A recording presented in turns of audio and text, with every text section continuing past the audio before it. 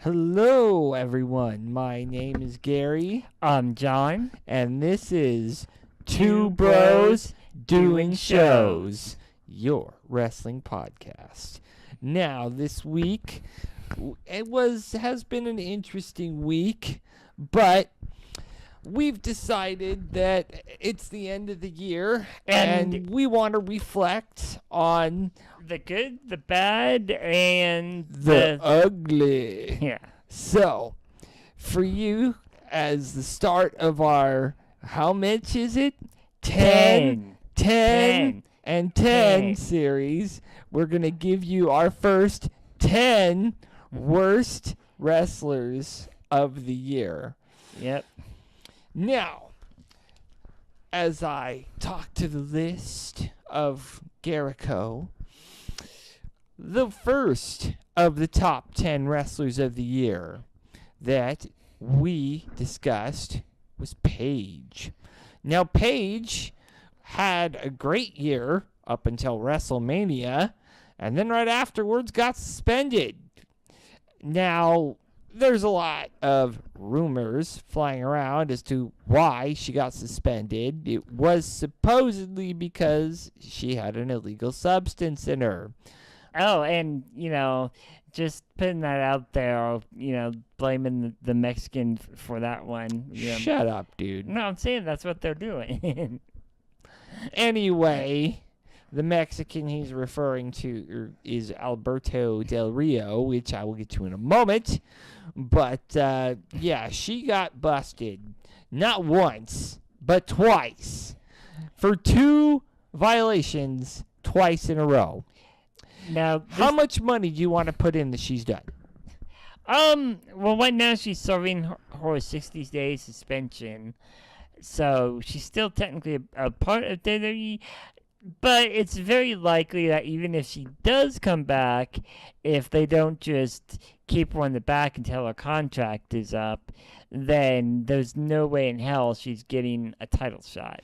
There ain't no way in hell she's getting on anything but superstars at this point. But, yeah, she's going to need to do some major work. I mean, even Alicia Fox is ahead of this chick. But, to be fair, she is a younger star, easily sort of malleable. So if she's 22 and she's got 2 drug violations, bro. yeah, she's 22. It's not like she's a freaking. I mean, remember when you were 22? I mean, come on. I'm just saying. I don't remember anything when I was 22, but My point exactly.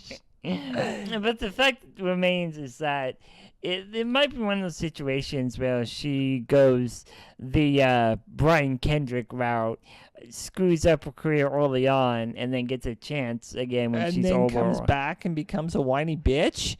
No, no pun intended there. Anyways. Anyway, the next person on this list, on our list of 10 worst people of the year, is, you guessed it, Alberto Del Rio. Alberto Del Rio. Alberto Del Rio, at the beginning of the year, was given a chance to come back to the WWE after, I want to say 6-8 months of not being there because of an incident that happened backstage. Which, to be fair, wasn't all his It wasn't fault. his fault at all. Yeah, He was being racially profiled. But this time around, it sort of feels like he's snubbing his nose at the WWE, thinking that they don't have anyone good enough to fill that lucha fucking seat that's his. Well, I have 2 words for him. Grand Metallic. So, yeah. Goodbye. Stay gone. You're boring. You've been boring. Yeah. You always were boring. Yes. You have very, very fucking, He was generic moveset. He was the Spanish JBL. Not even that, because at least JBL was like good on the mic. Well, I'm talking He about was his the gimmick. no. Well, yeah, I know, but his gimmick sucked, and Yeah, then well, he yeah. and then he lost his freaking mic announcer and made him really suck. Yeah, who, by the way, had actually, been wrestling too outside of WWE. He was also an MMA fighter, by the way, for those that don't know. So, yeah, his mic announcer probably would have done Whipped better his ass. than fucking Alberto Del Loser. Yeah, and you know what? Stay gone, because there are plenty of luchadors that are ready to fill that that void. There are plenty of great Japanese wrestlers that are ready to fill that void. There are plenty of American collegiate and Olympic wrestlers that are ready to fill that void. So, get out of my house! Now, the next one on our worst list, number 3 on our list of 10 worst wrestlers, is Bo Dallas. Oh God! So what can't? I mean, like, he ever since he started in WWE, his whole thing has been awful. This whole Bo leave BS. I mean, this is a guy that had won freaking all kinds of titles in NXT. Also, wasn't it also... Was he in FCW before it was rebranded? I don't know. That's a good question. Anyways, but I know because I was watching a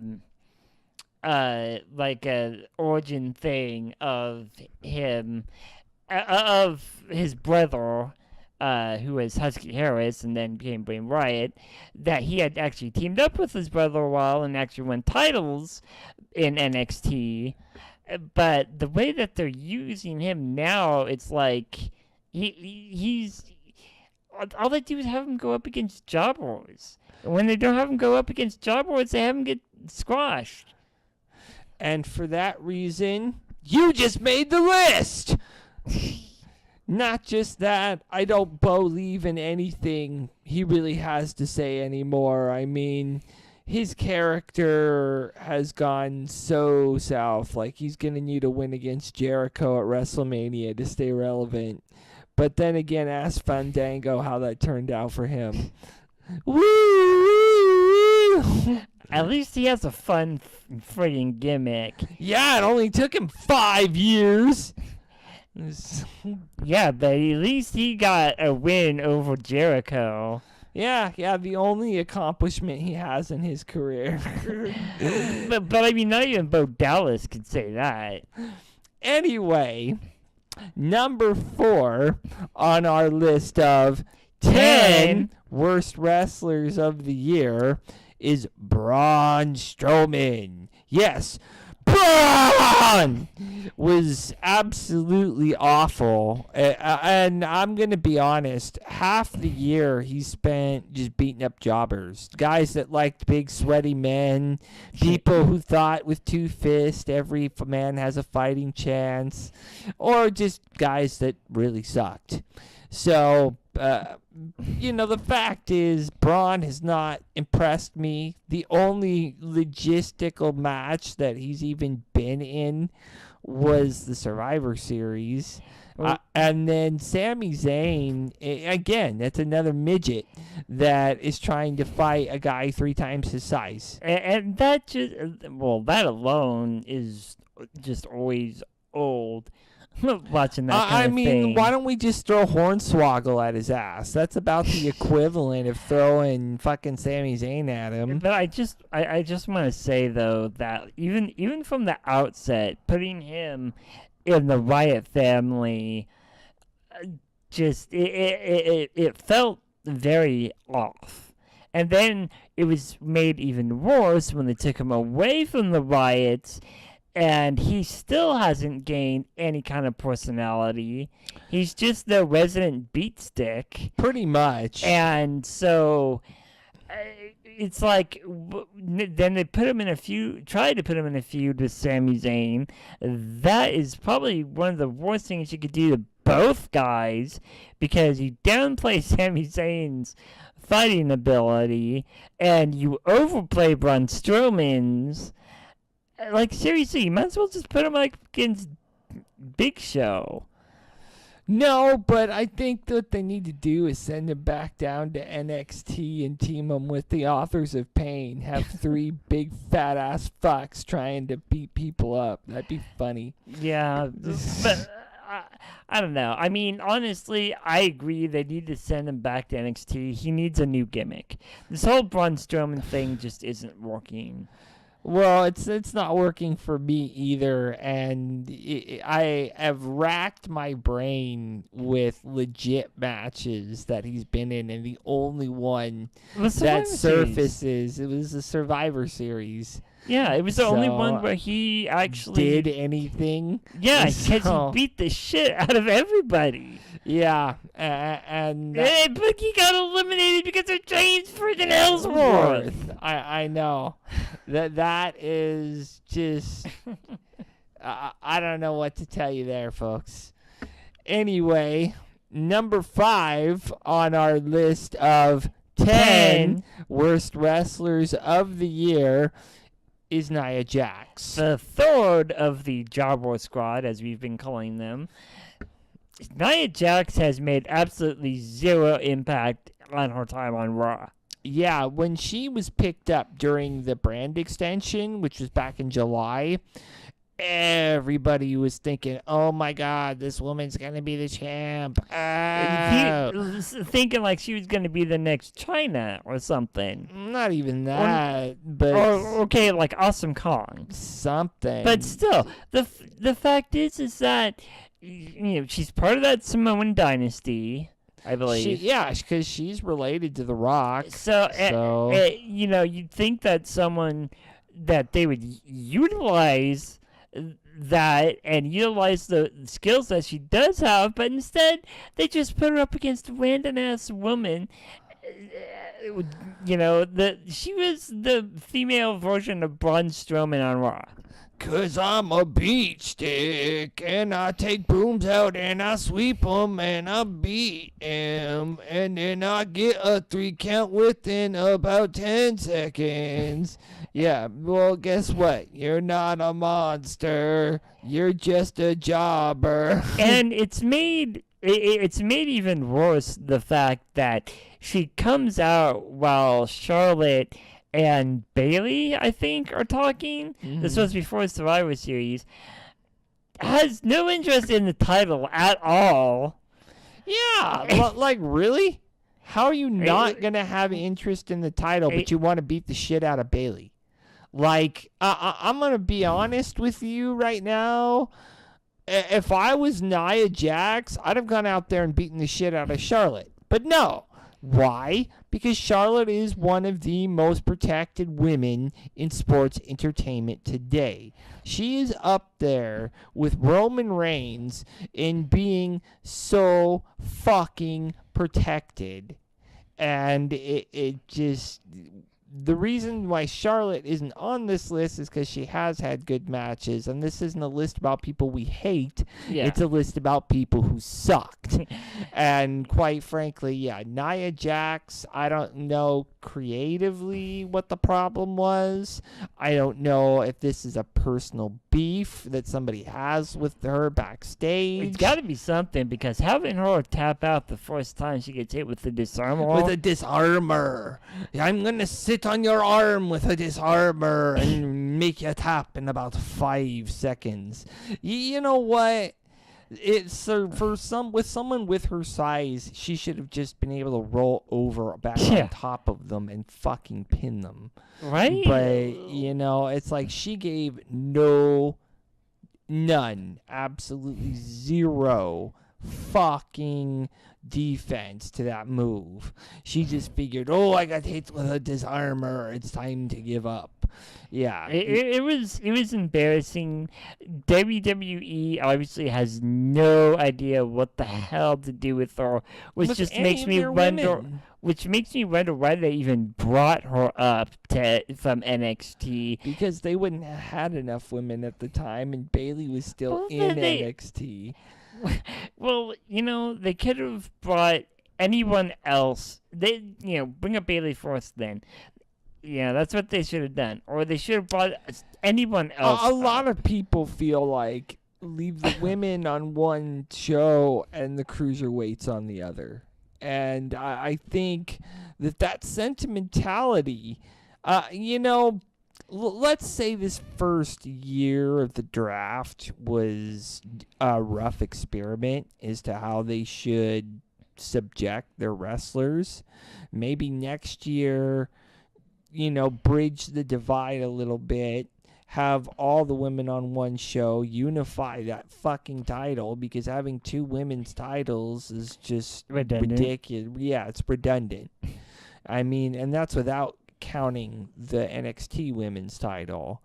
And then it's the same thing with the tag teams. It's just redundant. You have one of the greatest, if you combine the Raw and the SmackDown tag team divisions, you have one of the greatest tag team divisions in like 20 years. Yeah, I definitely agree with that. And the fact that you're dividing them the way that you are, and you have all the people with mic talent on Raw and all the people with ring talent on SmackDown, means you get no talent on both shows. I don't know. I think the Hype Bros have a little bit of both. Yeah, but they're still working their way up with Mojo.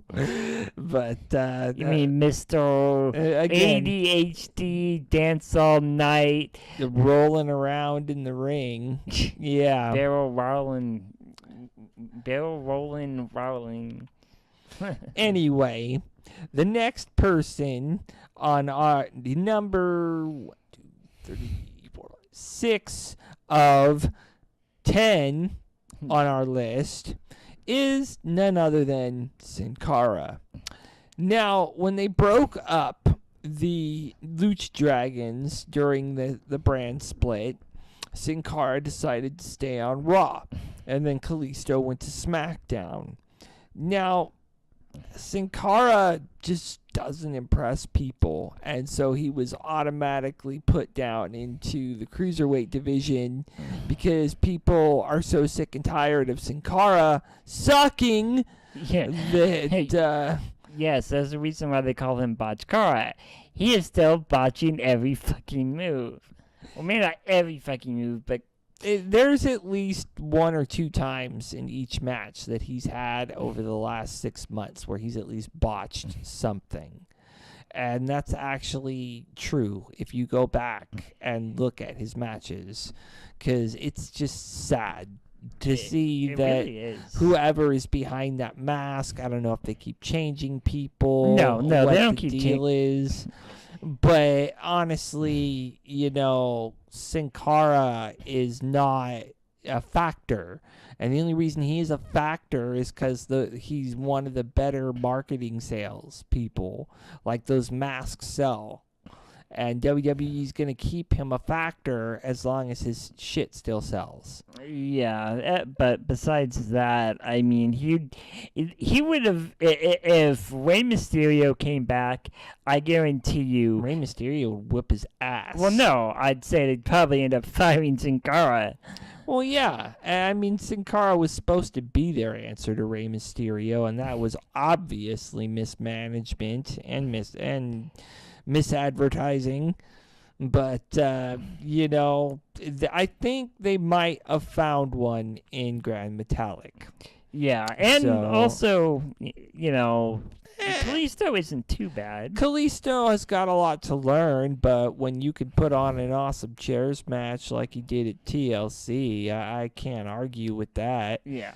So, anyway, number 7 on our list of 10 worst wrestlers is, of course, Apollo lose.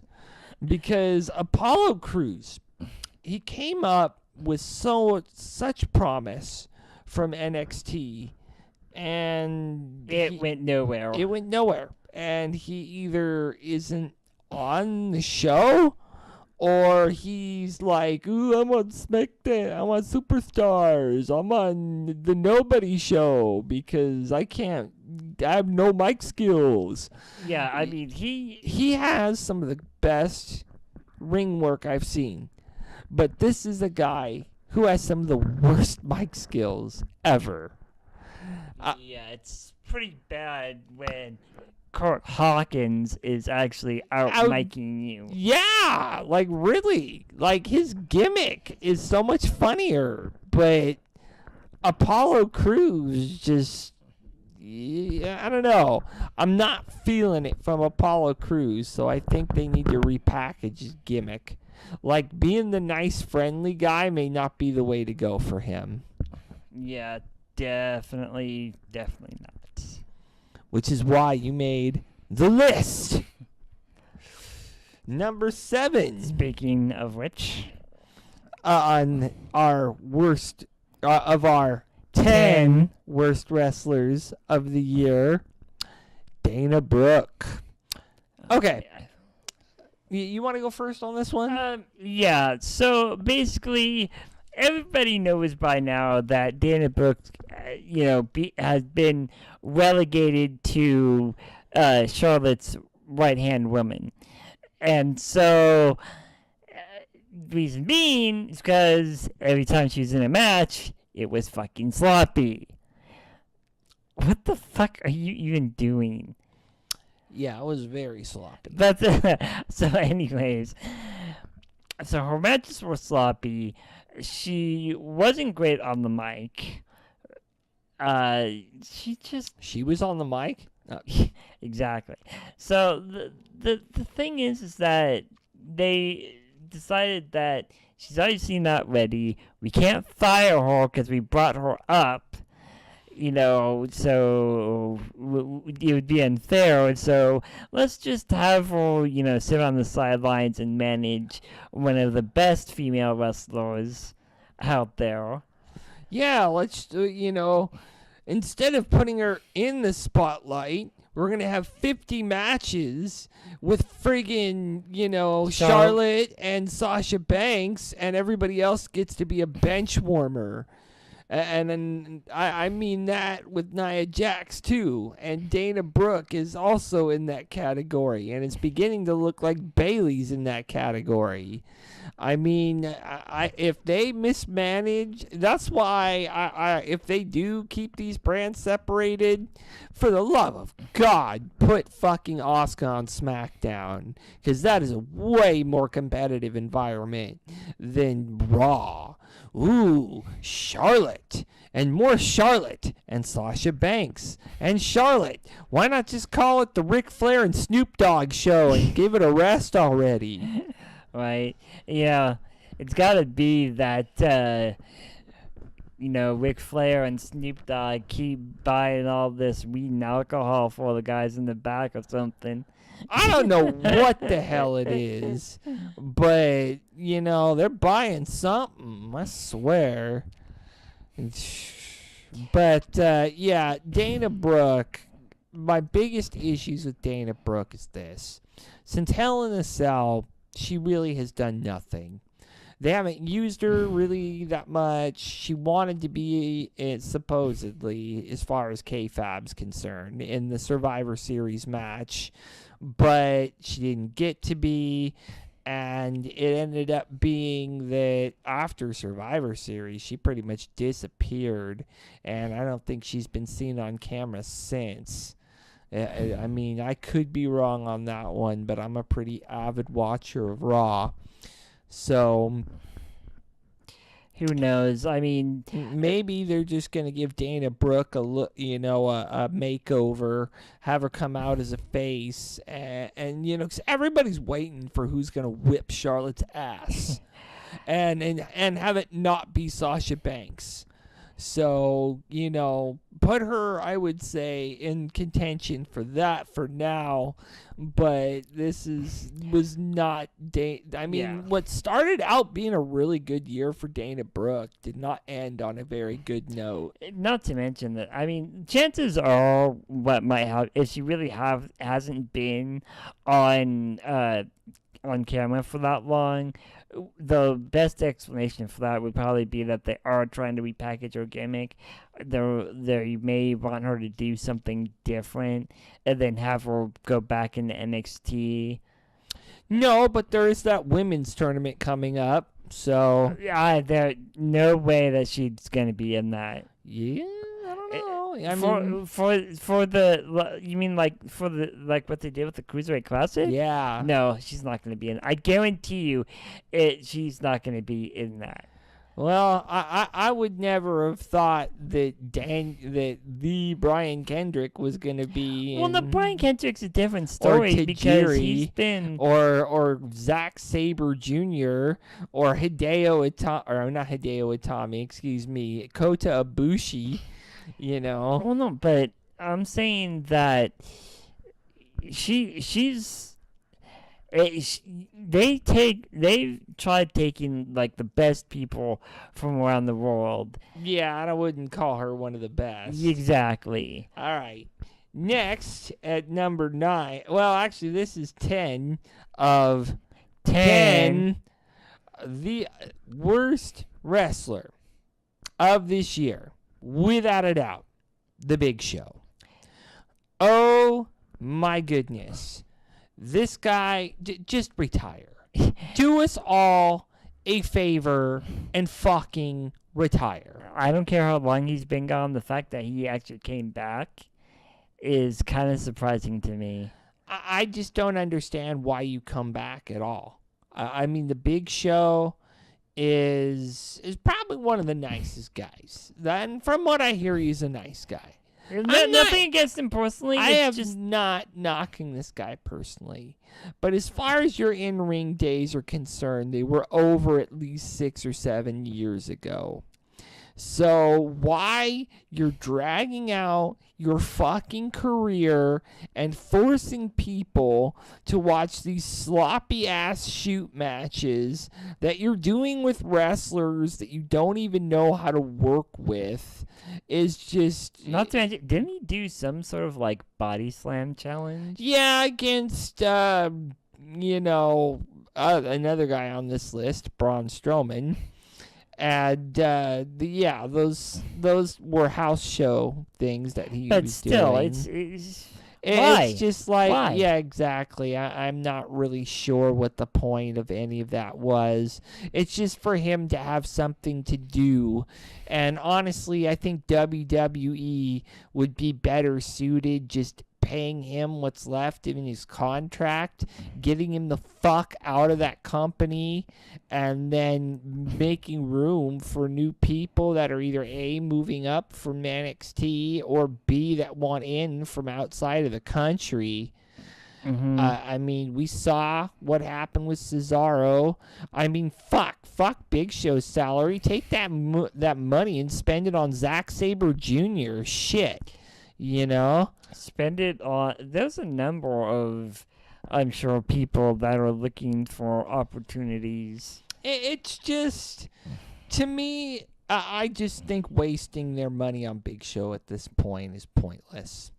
And I hear they're going to be doing a big fight between Shaq and Big Show at the fucking WrestleMania 33. Who cares? Exactly. I don't care. It's not like... we've been hearing that, but honestly, it's not like they've really been advertising it. Because they know no one wants to see it. I don't want to watch the Battle of Bengay. Okay? Both of those guys are going to be sore as fuck by the time that match is over. Not to mention, it's going to be the slowest, sloppiest, the slowest. I mean, seriously, are either of those guys gonna be able to actually take a choke slam I don't know, but without just falling flat on their backs? listening to them in the ring, it's going to be like Chewbacca versus Jabba the Hutt, you know? Pinchy. Yeah, exactly. Just fucking. What's Shaq think he gonna do against Big Show? Shaq Fu? Yeah, I mean, is he gonna just break out with some Shaq Fu? Yeah. Is Big Show gonna throw one of those slow ass knockout punches that gets there by mail in 2 weeks or less? It's really just retire, man. Yeah. Save yourself the humiliation. Get into the Hall of Fame because you did beat John Cena one time. You are one of the few people that have a win over John Cena. Yeah. So I'm thinking there is an elephant in the room we should discuss. Yeah, his name is James Ellsworth. Now, we actually had thought about putting him on the list, but after some conversing, we decided that he's not really a wrestler. He's there as a gimmick. Exactly. We couldn't in good conscience put a gimmick wrestler like James Ellsworth on the list when he is literally trained to lose. Not to mention, it's just it's difficult. I think I skipped one. Did we talk about Kurt Hawkins? I knew that we had skipped one. I was wondering. So consider James Ellsworth an honorable mention because he is an annoying little pissant. And quite frankly, I don't like annoying little pissants. I was never a fan of Gilbert. I was not a fan of Hornswoggle. I was not a fan of El Torito. So guys like that are just annoying little pissants that need to go find their gimmick somewhere else. And I think that Ellsworth is just another one of those pissants that, are unworthy of being in the WWE. You're going to be in the WWE, you got to know how to take a hit. You got to know how to wrestle. You got to know not to put your head down when somebody's trying to do a Styles Clash. Yeah. I mean, we both saw the replay of that, and that looked just... He's like he didn't break his fucking neck. Well, he can't break his neck. He doesn't have a fucking chin. Anyway. It was sucked off of him by one of those face huggers. You know what I mean? Okay, so back to Kurt Hawkins. Well, he's going to have to face the facts that you can have as catchy as a jingle and as catchy as whatever as you want. The honest truth here is that you're not getting in matches. Your gimmick is starting. It's starting to get old. Your first two appearances on live TV was getting bitch slapped by Apollo Crews and leaving like a bitch. Yeah, and then getting KO'd in like a second by freaking Dolph Ziggler. Yeah, Dolph Ziggler whooped his ass, and I think that's when he lost almost all credibility. Now for a comeback. Now, he's sort of also the reason why Apollo Crews is on this list because I believe he actually beat Apollo Crews one time. I don't know. I think that was a DQ. But you think so? Well, I'd have to go back and look at that because I'm not. I don't know. I could be wrong. I know that Kurt Hawkins has actually won matches. With my schedule the way it's been this year, it's been hard to keep up with SmackDown. But yeah, I'll be honest. Kurt Hawkins, he wasn't in a lot of matches. He never had any pay-per-view matches since his comeback in, I believe it was October? Something like that. And he just...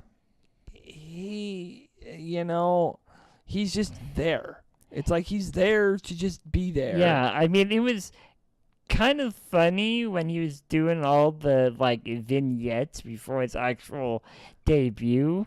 But Yeah, like I can win a game of Connect 4 in 3 moves, and it was dorky. But the fact is that it was funny, and but that's all it was, though. a That's bunch all of it shitty amounted. jokes. Yeah, it was- all amounted to just a shitty joke that wound up being A shitty joke, yeah. which is why he made the list. So, we have told you every one of our worst wrestlers on this list, and of course, you can contact us by twobrosdoingshows at yahoo.com, twobrosdoingshows on Facebook, and twobrosdoingshows on Twitter.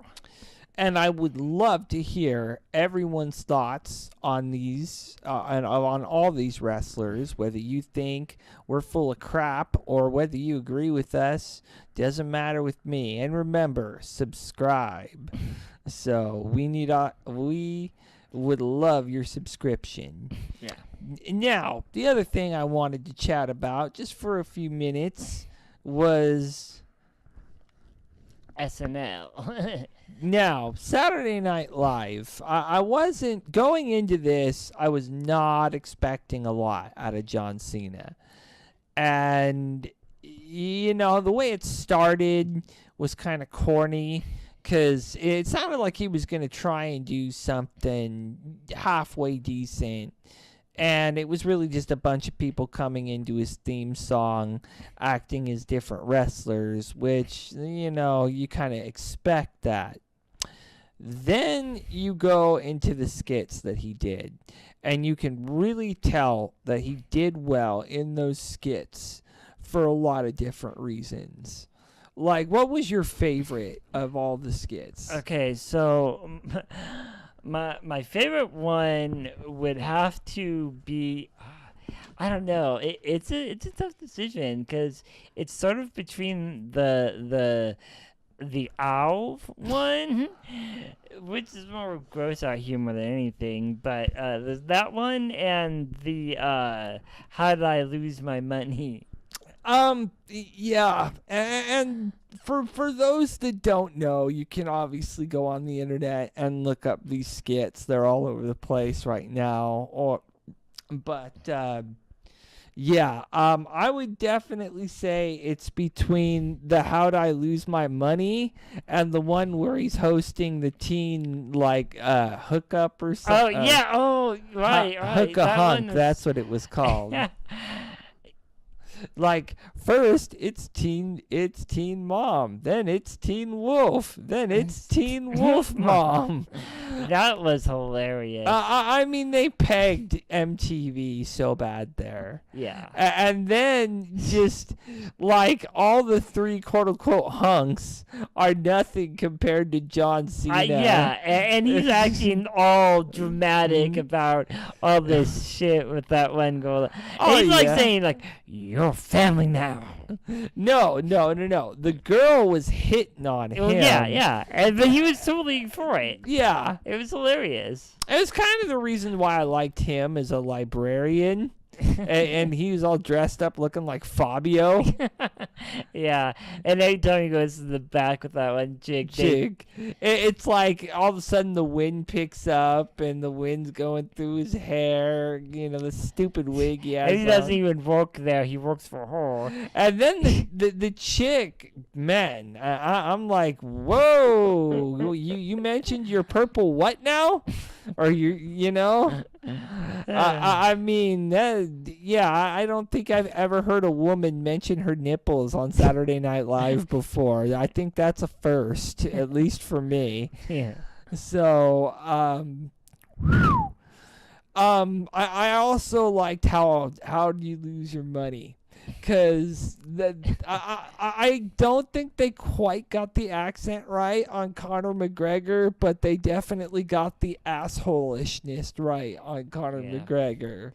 Now, you're going to have to tell me whether or not the Gronkowski or one was accurate. Oh, yeah, that's so accurate. Him being Gronkowski. Gronkowski acts like the cool kid who lives next door in high school, okay? That's why I was saying that's exactly how Gronk acts. And, Rob Gronkowski is a great guy, He got the Gronkowski party, bro, John Cena just did such a great job emulating the way Gronk would probably act. He did a very good job playing up the whole jock persona. Throughout that whole show. Yeah. There was another one where he was going to be going to Alabama, and he was asked to show his project, and it was on bananas. And he said, there are 6 types of bananas: yellow, brown spotty yellow, black, brown, and round and orangey. And he's like, and then the other 2 people are like, wait, we had to make boards and everything, and he gets to put nail an orange to a board, And the teachers are completely giving those 2 guys shit while praising Cena because he's a football star. And then Cena, when they were asking him to look up at the board, they asked the woman who was a physics major, was like, was this a consequential or a substantial something, and she's like, well, I've never seen one like that. And they're like, well, maybe you should. And then they were showing John Cena his picture, and it was that stupid banana going peanut butter jelly time. Yeah. And then he was like, yeah, peanut butter jelly time, jumping up and down. He's like, peanut butter jelly, peanut butter jelly. He's like, is this funny? He's like, yeah, it's hilarious. I mean, he played up the jock very well. He played up the idiot very well. So it just proves to everyone that he is what we thought he is, a jock idiot. So I honestly, as far as Saturday Night Live shows go, a lot of people are like, oh, well, Saturday Night Live sucks. No, I don't have any way to get on there. And some people are like, well, some are okay, some are not. I'm kind of in that latter category. I don't think Saturday Night Live sucks. Not in any way, shape, or form. But, yeah, some shows are definitely funnier than others. This was definitely one of the funnier shows. Especially that freaking Karate Kid, remake. Where he's the guy that's... He beat him through 4 walls. He beat him through 5 walls. You freaking hits his card like... Oh, you're gonna get it, nerd. He's like, yeah, I'm gonna fart on you and make out with your girlfriend after this. I mean, he was the dick teenager, too, and he did a very good job with that. Yeah, except it wasn't Cobra Kai, it was, Wolfclaw. Yeah, Wolfclaw, that's it. Yeah, Wolfclaw. He's like, yeah, no, and the only thing, he did say no mercy. So that was one thing. And then they did that stupid part with the catch only the penny, Yeah. And then that guy's like, listen to the wind, and he covers his eyes and gets the shit hit out of him. Like, and then he goes back, and then the guy's like, no. Kenan Thompson's like, no. Just perfect. Yeah. The rough IRA. I could laugh on and on. Yeah, we could talk about this for a good long while. At least the next 45 minutes, but we will not subject you to that and give you some incentive to just watch the episode and give it a try. Because as much as I fucking hate John Cena as a wrestler. He is a damn funny entertainer. Mm-hmm. So, I'm Gary. I'm John. And we are signing out. So, for the two of us, top guys, out.